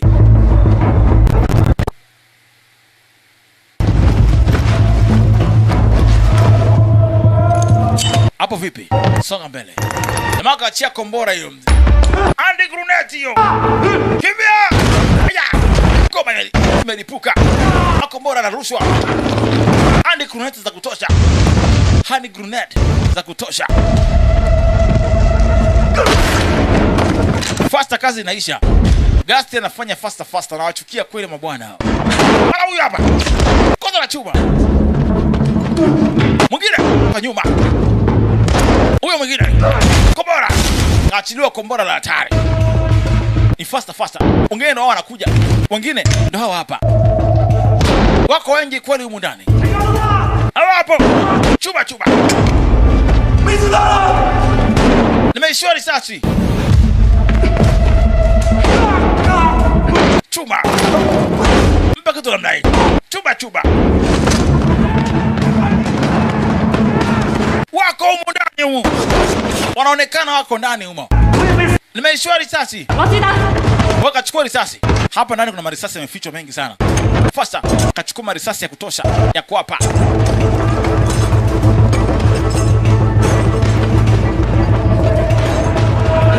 Akawarushia marisasi hayo. Wagawane haraka. Wao wanakuja. Wao hapa. Wajapani wameingia kwa wingi. Shika jabali.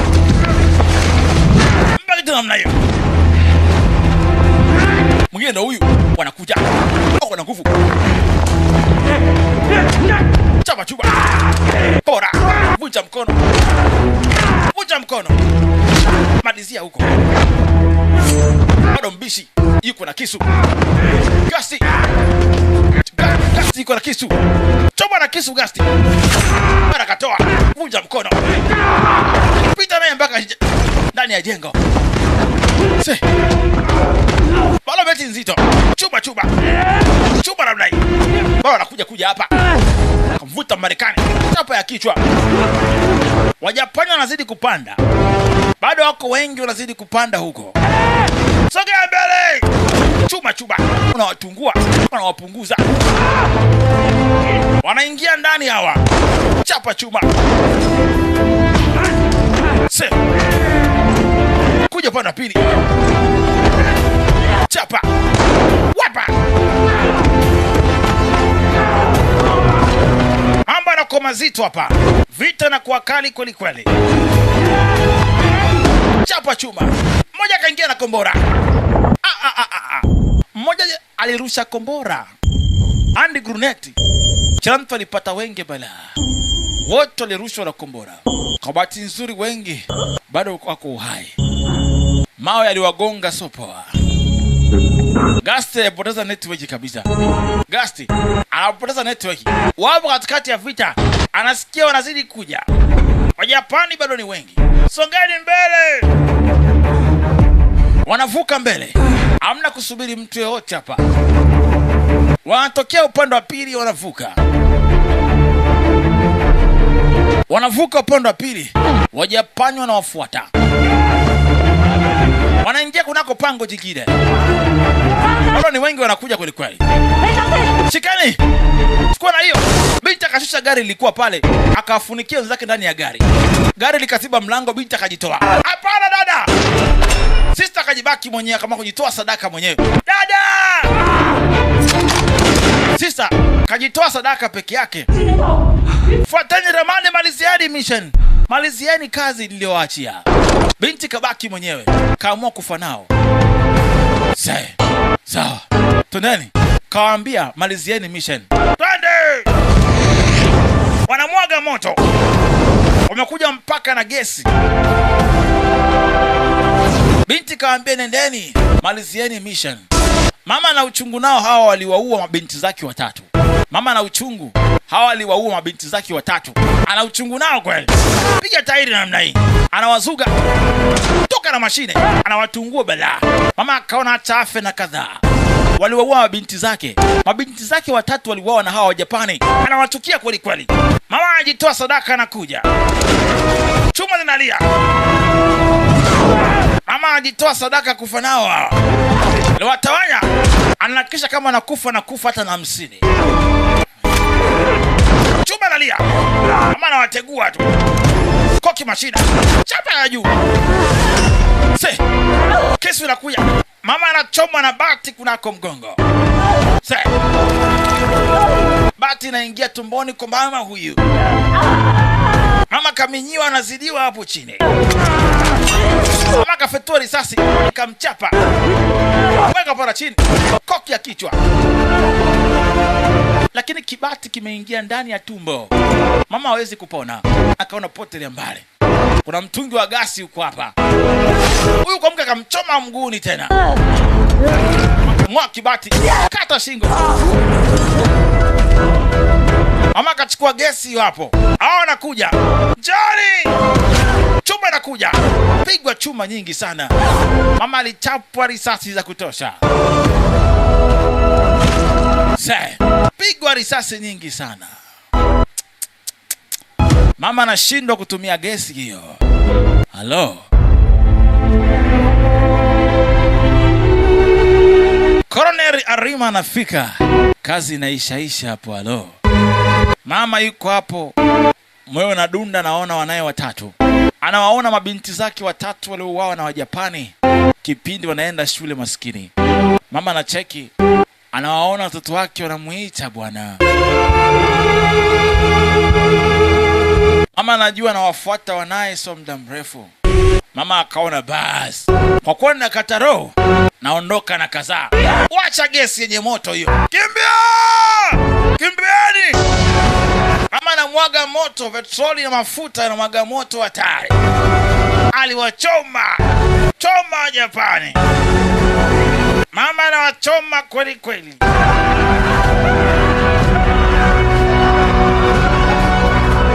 Choma kwa machungu.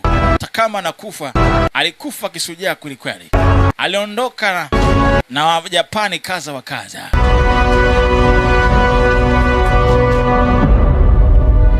Anaondoka na Wajapani kaza wa kaza. Halo. Pale pale roho ikaiacha mwili. Mama anakufa kishujaa namna hii.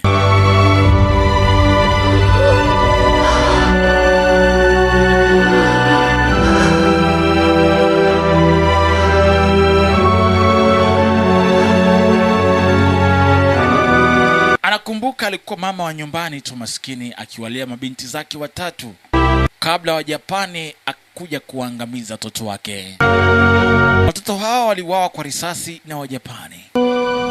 Ndo chanzo cha mama kujiunga na jeshi kulipa kisasi cha watoto wake. Mama anakata roho na bunduki, watoto wake walichora tattoo pale maskini. Kabaki Colonel Arima peke yake. Anafika binti ashakufa. Alo, kazi imeisha hiyo. Kabaki mwenyewe, vikosi vyake vyote vimeisha. Sasa kasalia peke yake na uwezi kurudi kambini hujakamilisha kazi. Akaona wavizie katika mashimo. Akajua hawa jamaa hawajaenda mbali. Acha niwavizie kwa mbele. Akawavizia kwa hapa. Watapita hapa ndani ya tunnel. Wanapita ndani ya tunnel ndaki. Chuma! Lewakosa. Piga imeisha. Chapa chuma.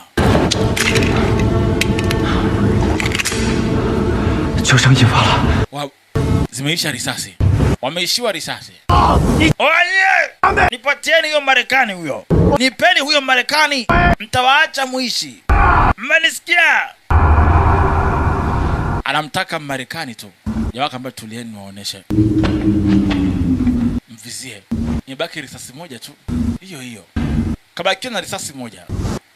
Risasi moja inafaa kufanya kitu. Chapa chuma. Nakumbuka Shanghai. Wenzenu wote walikufa, mbakia wenyewe tu. Mko peke yenu mmetalia. Waoga wakubwa, njoni. Sasa nawatisha huko na winda kwa akili kubwa.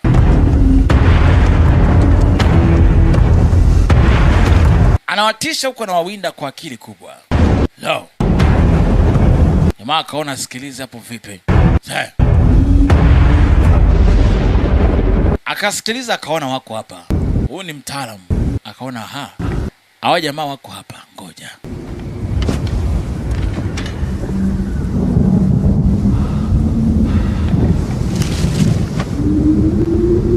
Anagundua hawa jamaa wako hapa. Sasa nao akammendea. Chapa chuma. Ngoja. Akamwai. Chapa ya mguu. Sasa wanatoka. Washampiga ya mguu, jamaa hawezi kutembea. Amepigwa ya goti. Asiye kwenye goti hawezi kutembea vizuri. Hao wanavuka, wanatoka. Wamechoka vibaya mno. Wanafika hapa. Wamechoka kweli kweli. Wameishiwa risasi, kila kitu kimeisha. Jamaa apigwa risasi ya mkono. Funga hiyo. Wanacheki ramani, wanamulika na tochi. Jamaa kacheki ramani kuna kule. Asema hapa ndo maili ya mwisho. Alafu tunapita Lushamba hapo. Tunakuwa tumevuka kuelekea katika pango lenyewe. Mahali sehemu atakapokuja kumkuta wenzake. Hapa. Akati tunawasha tochi, jamaa akawaona akiwa angani. Alivyoona akageuza ndege na wafuata. Jamaa akasikia mlio. Asema jamaa anakuja. Jamaa anakuja na ndege. He's coming for me. He's coming. Asema jamaa ananifuata. Tuondokeni. Ananifuata huyu jamaa. Jamaa kufika pale akawaona wale pale. Chapa chuma. Kapita, anakata kona na rudi tena. Wakajificha chini. Asema jamaa anakuja na mjua huyu. Huyu jamaa nilimpasua jicho huyu. Ndio mtu pekee mwenye bifu kali na mimi. Mimi nafahamu jinsi ya kufanya. Sasa pigana na Japan, huyu nitadili naye mwenyewe. Anarudi tena mara nyingine. Anawavizia jinsi ya kuwashambulia akiwa ndani hicho kisehemu amejificha. Jamaa akaona ngoja. Huyu jamaa anamtaka huyu mshikaji ngoja sikia. Hata mimi niende. Mimi naenda. Wadi akaambia sikiliza. Mimi naenda. Baki hai mpeleke huyu mtu sehemu salama. Mimi naondoka na huyu jamaa mwenye ndege. Sawa? Sawa. Tulia ngoja. Akaambia usiende. Huyu jamaa anataka mimi. Jamaa akaambia sikiliza. Hakikisha unakuwa hai na utangaze kundi letu bwana. Jamaa akaambia tulia. Jamaa akafika pale akavaa koti, akajifanya yeye ni Mmarekani. Jamaa akaambia ishi. Ishi. Hakikisha unaishi bana. Jamaa akajifanya yeye ni Mmarekani, akawa twende. Akajifanya yeye ni Mmarekani, akavaa mavazi kama rubani, akapita njia nyingine. Anaenda njia nyingine. Jamaa anakuja huku. Huyu kavaa nguo tofauti kaenda tofauti. Huyu naye anamfuata. Sio! Huko sio! Pita huku wewege! Wewe! Ameenda sehemu nyingine. Na mwenye ndege anamfuata mtu mwingine. Komanda anafika pale, mguu wake mbovu hawezi kutembea na yuko peke yake. Kapigwa risasi ya mguu hawezi kutembea. Anawawinda piga risasi lakini wapi? Washaenda. Jamaa anaona jinsi gani amefeli. Kamanda aamini macho yake anavyofeli kuwapata wa jamaa. Huyu mwenye ndege anamfuata mtu ambaye si. Anamfuata Ward. Amevaa kama vile pilot wa Kimarekani. Kwa jamaa anamfuata akafikiri ni yeye. Ujamaa na bifu ana hamu ya kisasi. Kamanda akaona ameshafeli mission. Hapa hana sali ya mtume. Akirudi kambini lazima watamuua tu. Basi Wajapani waga wasamei. Jamaa akaona potele mbali. Akajichapa chuma ya kichwa, akajiua. Huyu jamaa anamfuata huyu mshikaji. Ana uchungu naye akifikiri ni Mmarekani. Anageuza ndege chini anakwenda kishambulia kichwa chini miguu juu. Anamweka kwenye target. Anamweka kunako target, waje na kimbia maskini. Kobe inakuja. Mashambulizi. Inashambulia dabo. Shambulia anapita anageuza tena. Akimvuka na anakata kona anarudi. Anahakikisha amemuua kabisa huyu bwana. Ana uchungu naye. Chuma inakuja. Anakimbia chuma inakuja na mkosa. Ngoma zinampata kwenye miguu lakini bado anakuja. Akalala ngoma ikapita. Anageuza ngoma inakuja tena. Mpaka akisha amemuua kabisa huyu. Anageuza kitu anakuja tena. Anakuja na kitu hichi hapa tena. Niue! Njoo! Wadi kasajitoa mwanga poteli ya mbali. Jamaa anakuja na mimina njugu za hatari, mashine risasi za kumwaga. Kobe inakuja. Wadi anapata na risasi nyingi sana anapokimbia. Lakini bado anakuja. Ashaamua poteli ambaye anakufa kishujaa. Angalau amefanya kitu kwa ajili ya nchi yake. Ngoma zinakuja. Wadi anapata risasi nyingi sana lakini anakuja hivyo. Bwana. Chuma zinaachiwa. Hello. Wadi anakimbia licha ya kujua kuwa hawezi kupona. Anakumbuka yeye alikuwa mfanyakazi katika eneo la Wajapani. Lakini maisha yake yote huyu jamaa alikuwa CIA, afisa wa siri wa Kimarekani wa Kichina. Wakati huo pia alikuwa anafanya kazi zingine. Akiwa hapa anamuona Dani anamfuata, "Wewe mwanangu vipi? Vaa nguo hizi hapa." Anamuona marehemu akimfuata namna hii. Wanasema ukimwona marehemu jue pia nao unaondoka hivyo. Anaona kina Gasti nani wote masela zake wote wale pale ise. Akiwa hapa Ward anakumbuka maskini wa Mungu kwamba kabla ya vita alikuwaga mtu mwingine tofauti kabisa. Yeye alikuwa ni mtu anayeonyesha sinema. Alikuwa anamiliki ukumbi wa sinema ambao alikuwa anautumia kuonesha filamu mbalimbali za watu. Watu wanalipia na kuangalia sinema. Basi filamu alikuwa akionyesha pale ilikuwa filamu ya Ricky. Ya shujaa na mwitaga Ricky. Basi watu wengi walikuwa wanafanya kazi zao bwana. Pia licha ya vyote huyu mama kabla ya vita kuanza, huyu mama alikuwa mwanamke wa nyumbani. Alikuwa mwanamama, alikuwa akipenda sana watoto wake. Basi pale kucha asubuhi hatimaye jua likachomoza na yule mtoto binti wanamuita Mimi. Mimi alipitwa na usingizi wakati wa usiku. Yuko salama salmini.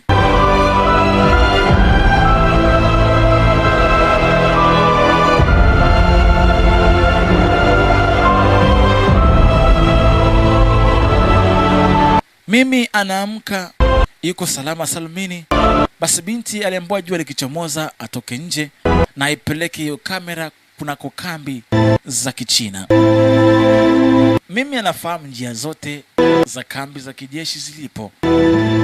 Baadaye alitoka akaona jua, asijui hatima ya wenzake wote.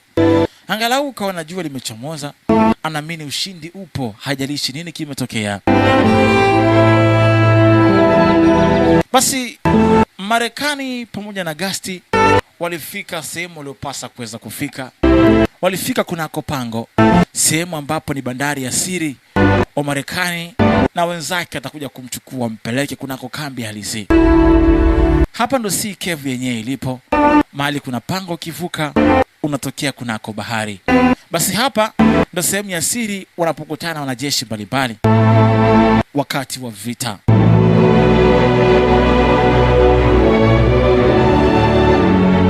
Sehemu hii ni salama sana kwa wao kufika na wenzao kuwakuta. Basi baada ya mikiki mingi kuweza kuwakuta pilika zote, basi kila mtu alikuwa amechoka kwa yote aliweza kuwakuta. Wamefika hapa, wanasubiri waweze kufuatwa. Anasema Dan, dadangu sister, nimekamilisha mission ya kumfikisha Marekani sehemu alipotakiwa kufika. Mission yangu nimekamilisha.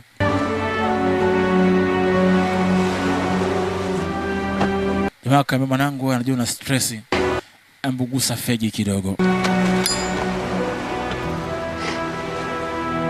Jamaa kama apige fegi kidogo, watoe stress. Ndugu mtazamaji, na kushauri pia usipende kutumia sigara. Mimi ni mmoja kati ya watu naepingana sana na habari za sigara. Tafadhali unapoona picha hii usiige yanayofanyika hapa, bali burudika na kile kinachostahili. Iga yale mazuri, usiige mabaya. Hawa jamaa wanavuta sigara hapa kujipoza nini? Kama sikushauri uvute sigara. Uvutaji wa sigara ni hatari kwa afya yako na pia sio mzuri sana kwa maisha yako ya kimungu. Yani kama wewe ni mtu unayempenda Mungu, usivute sigara. Jamaa akasema kuna siku tutawatoa China wa Japani nje ya nchi yetu ya China. Hiyo siku itafika tu. Wa Japani wote tutawafukuza nje ya China. Gasti akaamua kuvaa. Shika saa yako mwanangu. Jamaa akaambia vaa tu bwana. Tunabadilishana. Wewe vaa saa yangu, wewe chukua tu. Hiyo inafaa, inastahili. This watch is from my... Asema hii babangu alinipa hii saa kwa nikaitunza inilinde nisifage. Jamaa akacheka kweli. Saa inakulinda. Basi naye akatoa zawadi alikuwa nao. Yeye nao ile mkufu ile beji ya Kibudha. Basi naye akampa bwana, akamwambia wewe, mamangu aliniachia hii, wewe shika. itunze kama navyoenda kutunza ya kwako. Sawa. Akamwelezea hii bwana ananisaidia, mabomu yakipigwa waga nalipuka na nikinga nisife. Mabomu likipiga. Jamaa akacheka kweli. Akamwambia serious. Hii inanizuia nisifage bana. Katika vita zote sijawahi kufa. Basi kwa mbali kuna boti inakuja kuwachukua hapa, mashua inakuja kumchukua mwamba wa Marekani huyo. Basi hao walikamilisha. Baada ya siku 2 baadaye walikuja kumchukua wakampeleka Marekani sehemu husika. Baadaye akaondoka moja kwa moja akapelekwa kunako kambi yake na alifika kunapo kambi yake. We were instructed to set out. Baadaye alipata taarifa zote na ndege zikatumwa nyingi sana kwenda kulipua rada ya Kijapani iliyokuwa inawasaidia. Na baadaye jamaa alirudi kazini kama kawaida. Mshikaji huyu hapa alirudi kazini kama kawa kuendesha jeti za Kimarekani kufanya mashambulizi kwa Japani kwelikweli. Hajai kumsahau msela wake mmoja, mshikaji wake mmoja huyu hapa. Walipenda kucheza sana na jeti mara nyingi, kusalimiana mara kwa mara na wanaye kibao. Hii inaitwa salute.